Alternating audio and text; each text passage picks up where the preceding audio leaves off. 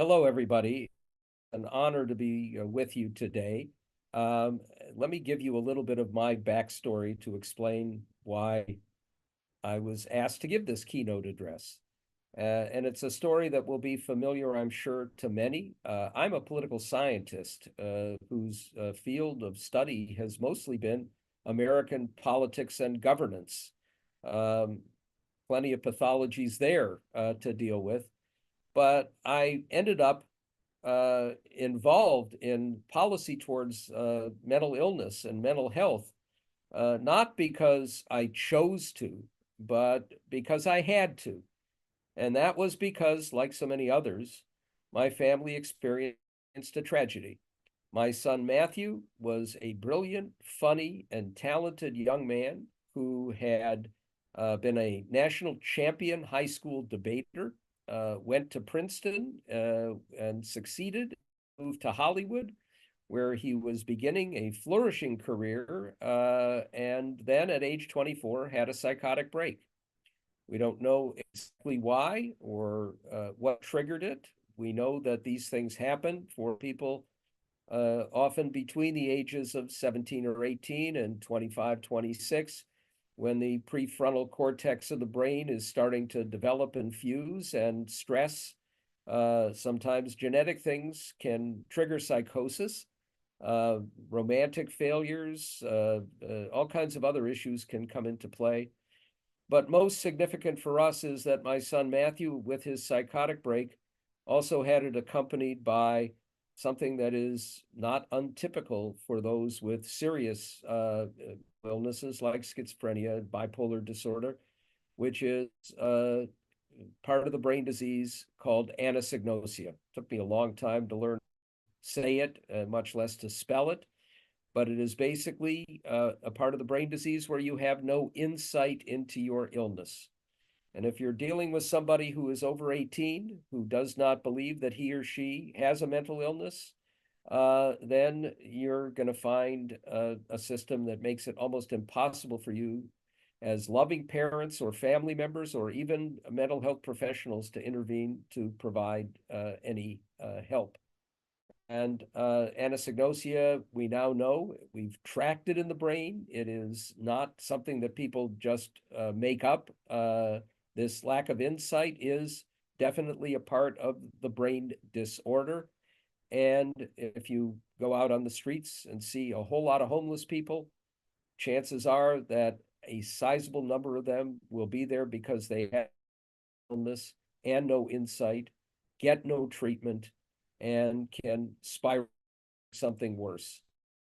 10 years as we faced the difficulties, challenges, inadequacies of the mental health care system and the healthcare system more broadly. Whatever frustrations we had were nothing compared to what our son went through. Like so many others with serious mental illnesses, he smoked heavily. There is clearly something in nicotine that can ease some of what's going on in a troubled brain. And there's a stigma now attached to smoking that is added to the stigma attached to mental illness. And he had great difficulty navigating through this in his life and ended up at age 34 dying in a motel room in Delaware, a smoking room. And it was basically because of his mental illness. He had a lack of judgment.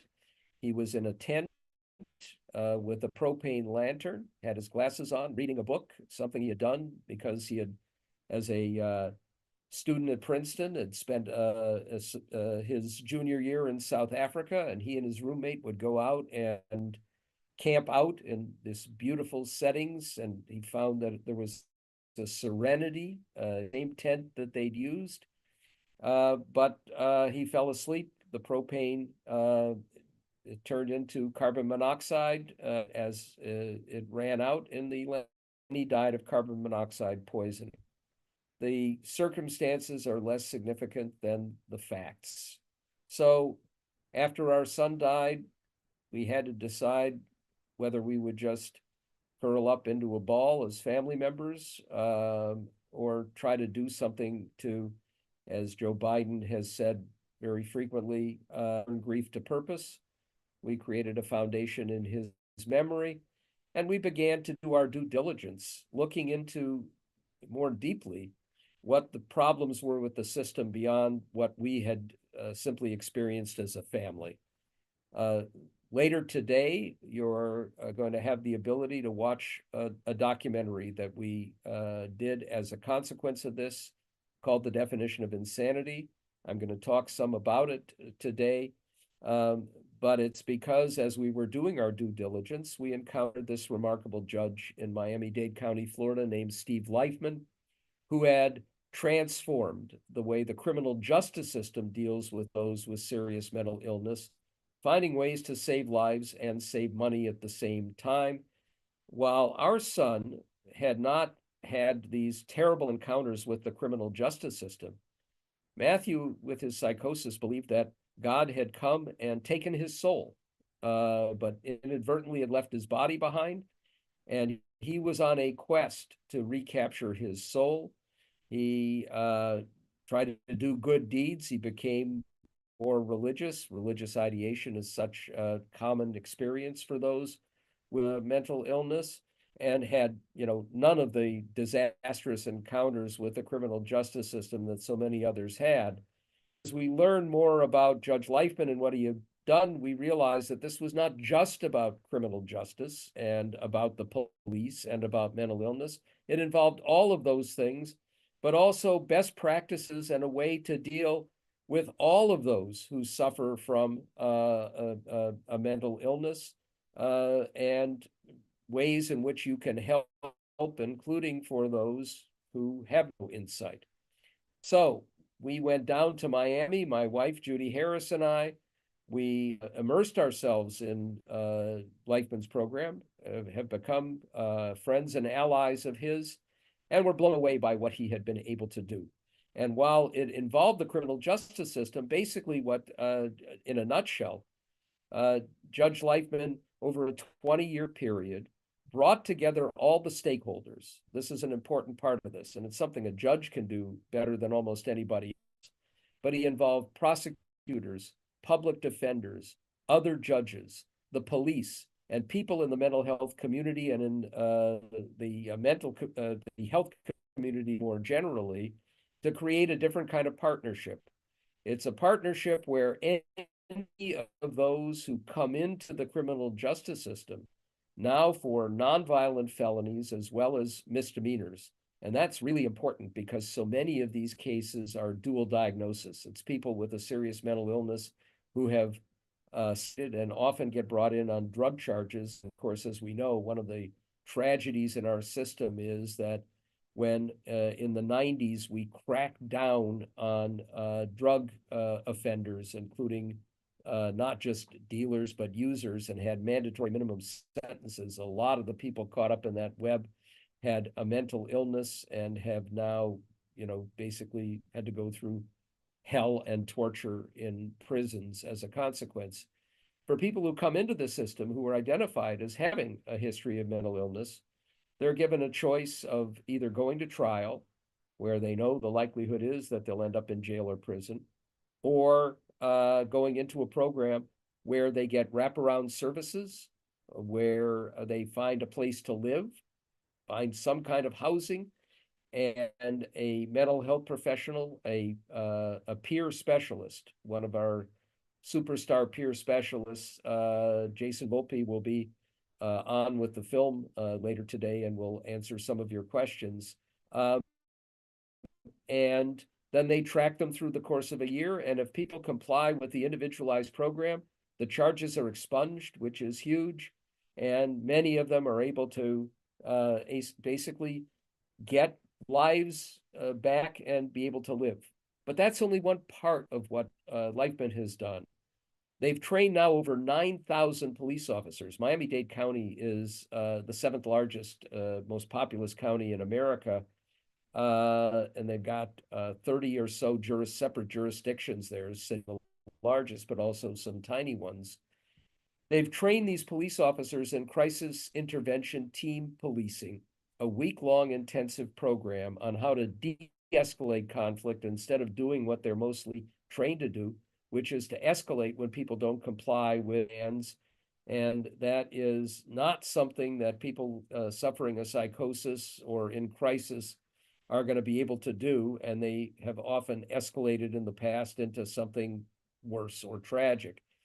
And in the process of training these police officers, what Leifman and his team have been able to do is different climate, a different culture in police. And a good part of that is something that is really necessary in almost every jurisdiction, which is to deal with the mental illness issues that police themselves face. Many of them come out of the military, they have PTSD. They go through trauma during what they have to do as police officers. You go to a crisis situation, you don't know if somebody's going to shoot you or if it will end up with something very bad. And what they found as they went through the crisis intervention teaching with a remarkable woman who does the training there is that they began to get 250 calls a month from police officers to the crisis intervention person looking for help for themselves as they were first able to open up about it. Most police don't want to talk about it. And they've given them treatment outside their departments, and it has created a different culture.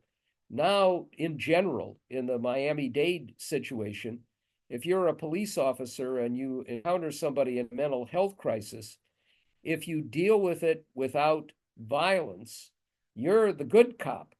If you escalate and it ends up with some kind of violence, you're the idiot. And what they've done is they've been able to move from having 1 or 2 shootings a month involving an intervention with somebody facing a mental health crisis to 1 or 2 in the last 5 to 10 years. And they've been able to basically get the bond rating for the city of Miami improved because of all the savings that came from fewer wrongful death or wrongful assault cases brought against the county and the city and taxpayers. And because they have, in the process of de-escalating, have many fewer arrests, they've cut the number of arrests in half or even more. They were able to close one of their 3 big jails in the county, saving $12 million a year, now have saved over $100 million. Now, all of this involves what I would say are best practices. They're different from every community because communities have different resources, different dynamics, different politics. The state's attorney, the equivalent of the DA in Miami, is a hard ass. She bought into this system, and that's made a real difference. Public defenders who usually only look at to get people off, which often means sending them out to the streets untreated for what will be either rear-end something worse, have bought into the idea of getting people treated instead of just having them released to the public.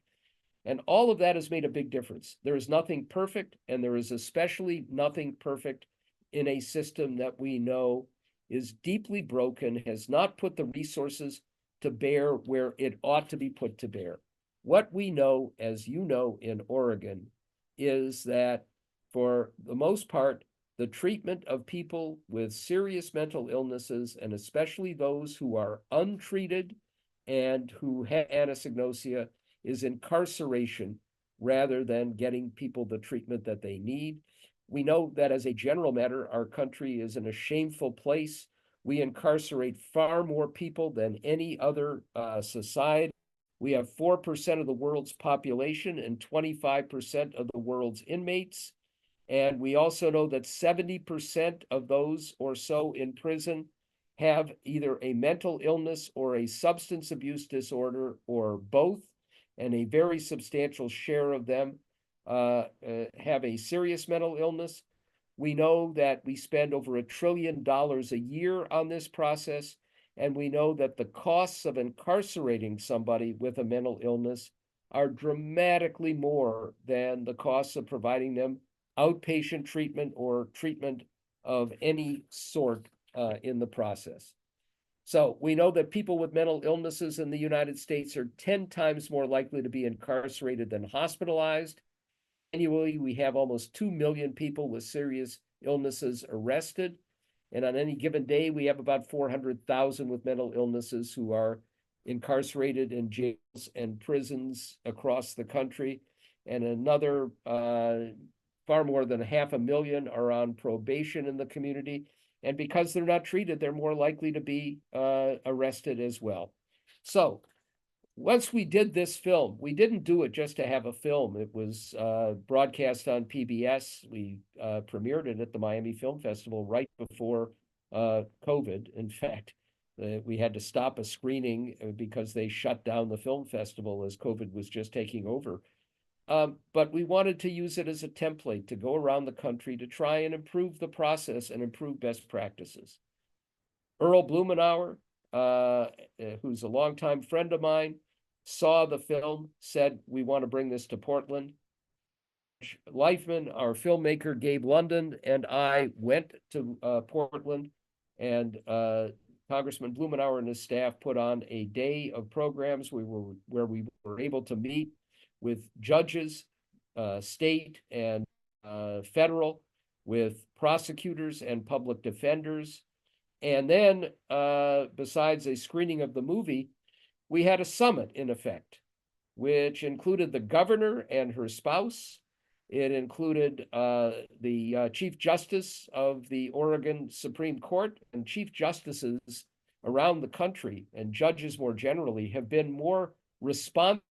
They're in the front lines of this to trying to bring about changes in the way in which we deal with these issues, the way in which we deal with civil commitment and define what we mean by those with serious mental illness. We had the mayor of Portland, the head of the multi-county council and of the county government. We had we had 3 additional members of Congress from Oregon. We had law enforcement people and others, and an incredibly rich discussion over a couple of hours over what works in the Miami model and what ought to be done. I left hopeful. This was more than a year ago, and not much has been done. And frankly, that's the case in most places in the country. It worked in Miami-Dade County because Judge Leifman became the catalyst, brought people together and worked tirelessly to make sure that this process would go, interacted with the Florida state legislature, which is not one easy to deal with politicians from across the spectrum who embraced what he was doing. And we need a champion and a catalyst for this. One of the things that Leifman has done, which is referred to in this film, and it's still not quite come to fruition, is he had a vision to create something new, a one-stop shop, where in a building which they were able to take over, which had previously housed people with serious mental illness in the most horrific conditions, they have renovated it into something that's absolutely beautiful. It doesn't have an institutional feature. It's like almost a nice hotel. On the lowest level, they're going to have a courtroom and a place to bring in people who are in immediate crisis. They then move up, and they're going to have the ability for people who have issues to be able to stay for up to a year. As you know, most often people in a crisis go to an emergency room, often have to sit there for days. There's no place to house them. There are no beds. They often end up in jail because that's the only place where there is a bed, and often with no treatment and in solitary confinement, which is the worst thing that can happen to people. In this building, Judge Leifman has built in a podiatry clinic. As you likely know, people who are homeless often have terrible problems with their feet, which can lead to other terrible medical issues. A dentist, you can have troubles with your teeth, which I've even seen with a friend of mine who ended up having a root canal without an antibiotic beforehand that created an infection that went to her heart, and she ended up dying, and this can happen. A tattoo removal shop, because if you are suffering a serious mental illness and you have "fuck you" tattooed across your forehead, you're not likely to be able to find a job if you're doing. And that is another part of what makes for the ability to get people treated, stabilized, and to recover.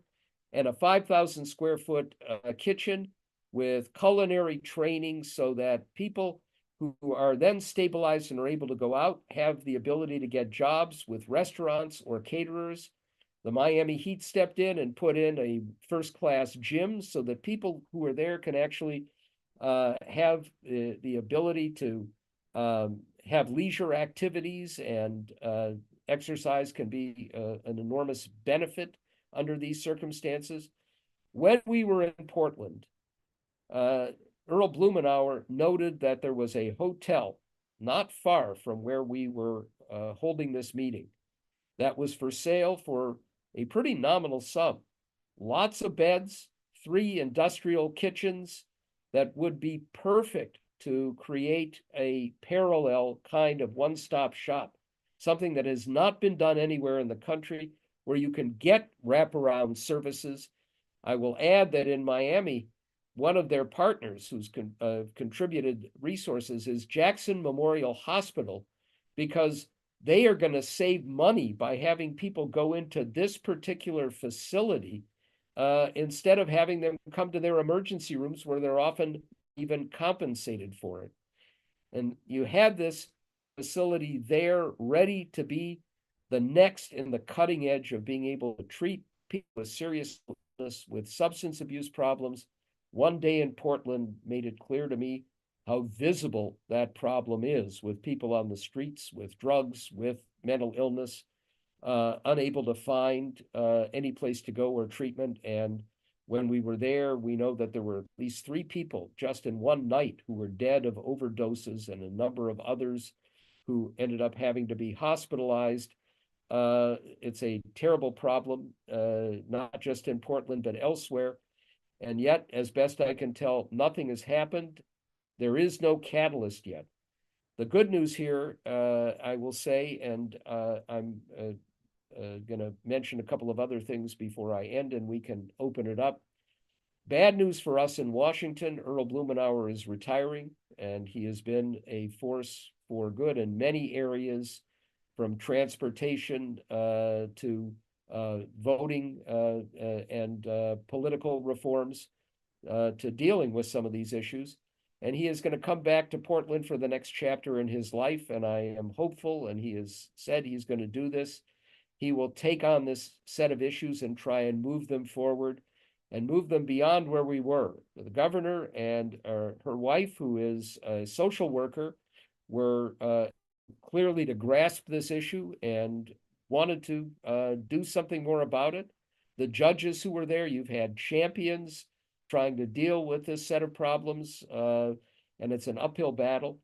And we know that many of the issues that we face are not just the local ones or the inability to find champions who will overcome some of these obstacles, but national ones as well. We have nowhere near the number of trained professionals in mental health, psychiatrists, nurses, and others, to be able to deal with these issues. We know that in many areas, you don't get those people because the pay is terrible. We also know that the pay is much better in Oregon, but because of some of the issues involving those who are taking methamphetamines or otherwise in drug crisis, it's a dangerous thing, and they just don't want to do it. We know that we do not have the beds. One part of it is the very poorly crafted federal law called the IMD exclusion, which means that to get Medicaid support, which is absolutely necessary under those circumstances, for community health centers, you have to have 16 or fewer beds. And that means that we have seen the number of beds available to deal with this decline dramatically. I just recently read a very good but deeply depressing article by a journalist who covers health policy named Jonathan Cohn about another tragedy. We see these tragedies all the time. A gifted young man, an actor and playwright in New York State, who had bipolar disorder, had taken medications for a while, although at times had no insight, and the medications started to fail, and he voluntarily went to. They couldn't find one near where he was. They went to about an hour away.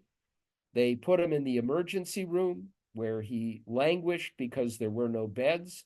They finally put him in what was supposed to be a secured area before they were going to be able to get him treatment. It was not secured. He wandered off wearing a hospital gown and slippers without his phone or anything else, disappeared.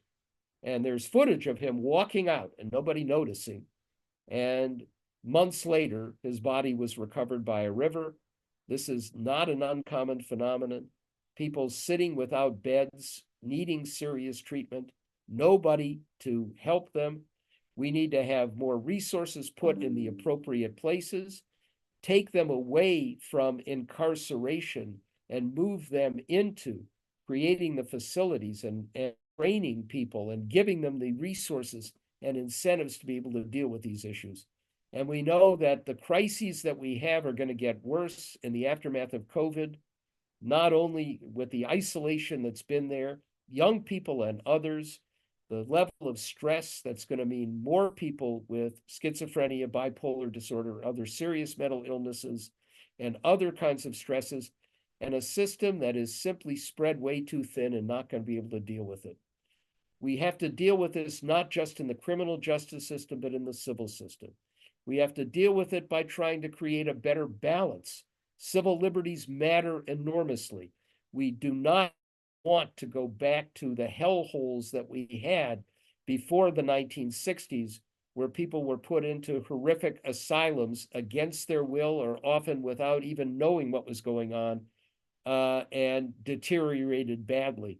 But we also need to find ways to get help for people who have a serious illness but have no insight into that illness and who are going to end up dying on the streets, freezing under bridges, or going through hell outside, and provide them the help that they need, even if they're unaware of the fact that they need that help. We need to strike a better balance, and we need to have a better and broader discussion in the public about how to do that, finding ways to bring together those who have very different views on these issues, from the Bazelon Center to the Treatment Advocacy Center, including the National Alliance on Mental Illness, which is starting to do some path-breaking work in this area. And we're far from being able to find solutions to these problems. There are some bright signs, I would say. There are some good things happening. While we're far from establishing it in the way we wanted to establish it, the 988 number, the ability to call, and instead of having just police come to a setting where somebody's having a mental health crisis, have social workers, mental health professionals, and others to help and make sure that we train police. Just giving them the crisis intervention training is not enough unless you are able to change the culture of policing. We now know it's doable. We've got to work on those, and we're seeing more money go in and more awareness of the level of these problems, but we're far from it. Oregon ought to be at the cutting edge for the rest of the country in showing them how this can be done. It's not there. And I'm hopeful that we will be able to get there and be able to make sure that other families don't have to go through what our family went through, that others suffering from these brain diseases through no fault of their own don't have to go through what our son Matthew went through. And with that, let me stop and open this up to questions from Jason Renaud and perhaps from some of you.